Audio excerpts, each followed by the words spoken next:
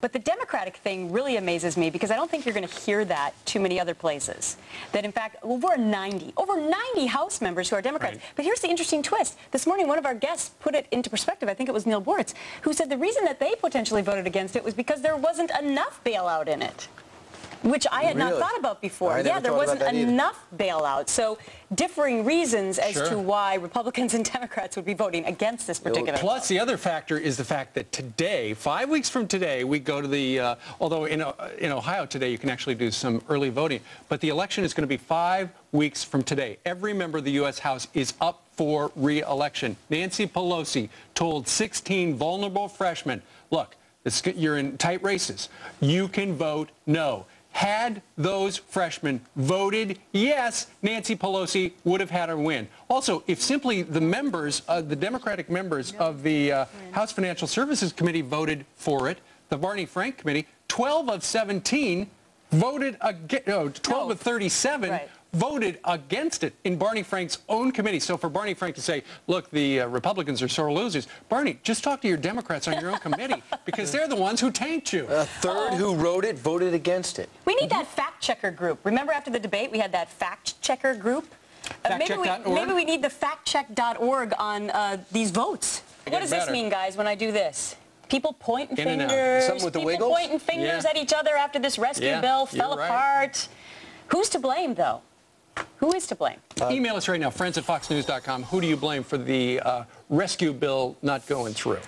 Okay, so let's go back to Nancy Pelosi's speech. And is that really what doomed this deal? Because a lot of people said, she ad-libbed off the script, and that irritated them. Listen. When President Bush took office, he inherited President Clinton's surpluses, 4 years in a row, budget surpluses, on a trajectory of $5.6 trillion in surplus. And with his reckless economic policies, within 2 years, he had turned that around. And now, 8 years later, the foundation of that fiscal irresponsibility, combined with an anything-goes economic policy, has taken us to where we are today. They claim to be free market advocates. The prompter operator had a coronary, I'm sure, because all of a sudden there was no script there. There's no script there. There are no words there. She was ad-libbing. There's also, you could factor in, you also could factor in the dot-com bubble, the 9/11 attacks, the war in Afghanistan and Iraq. That would mess up a budget and would mess up an economic plan. That's what Nancy Pelosi left out. But why she would want to bring that skirmish to the floor at that time when she needed people to come together and rally behind a plan they've been working on for 10 days. That was before the vote. She'd been asking Republicans, hey, join me, let's be bipartisan, and then she does a hit job on But here's the interesting thing. We heard Barney Frank just at the top of the hour where he said, oh, well, the Republicans, you should get over it, stop, sucking your thumbs and whining about this. How could one little speech turn your vote? Stop being babies, okay?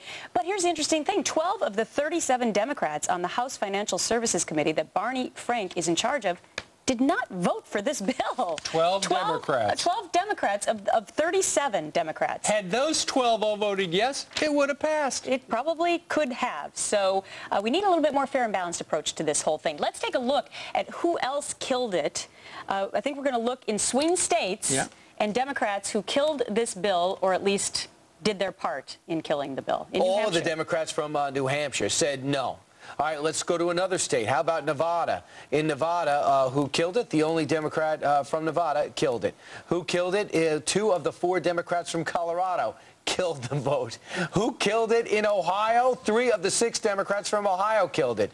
Who killed it in Obama's hometown and home state of Illinois? 4 of the 11 from Illinois said, no, I'm not doing that. 3 House members.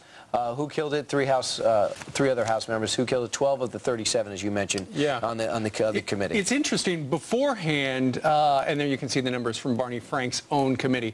Beforehand, apparently Nancy Pelosi, and we mentioned this a couple of times this morning, she approached 16 vulnerable Democrats and said, you have my permission to vote no. I could really, had those 16 voted yes, it would have passed by the way things were going right there. But she told them, those vulnerable freshmen, vote no. She also told a number of close friends of hers who sit on various committees, vote no. She also told, I think, 3 or 5 chairmen who owed their jobs to her vote no. So for them to say, look, this is the Republicans' fault, they didn't do it, that simply is not true. They were playing politics by saying, okay, we have to live to fight another day, so you guys vote no so that you won't get in trouble in the election that takes place 5 weeks from today.